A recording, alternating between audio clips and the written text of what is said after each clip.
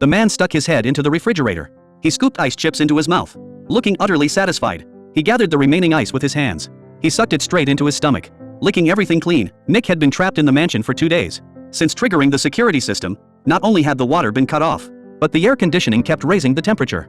If this continued, he would die of thirst before starvation got him. The mansion was as secure as a prison. The front door was solid wood reinforced with steel.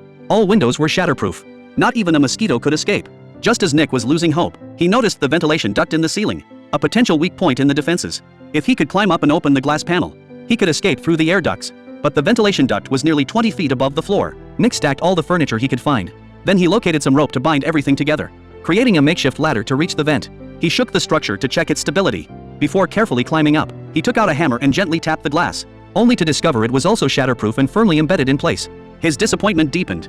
Meanwhile, the temperature soared to 88 degrees, forcing Nick to strip down to cool off.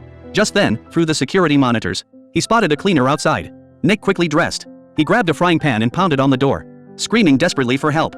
Unfortunately, the soundproofing was too effective. No one outside could hear him. He tried sliding paper through the door crack, but there wasn't even the slightest gap. He could only watch helplessly as the cleaner left, taking with him Nick's only chance for rescue. Nick completely broke down. To survive, he searched everywhere for food.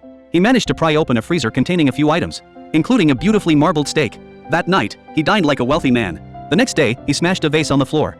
He selected 2 matching pieces, wrapped them in cloth, and secured them with tape to fashion makeshift safety glasses. He planned to chip away at the concrete surrounding the shatterproof glass, with the glasses protecting his eyes from dust. After persistent effort, he successfully created a hole, only to discover a screw inside. Though discouraged again, he refused to give up.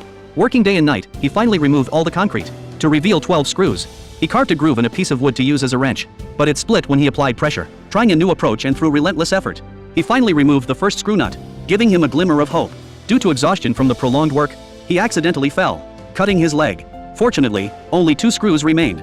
Nick endured the pain and continued working, until he removed the final screw. Before disappearing into the ventilation duct, he left an apologetic note on the wall, swearing he would never attempt burglary again.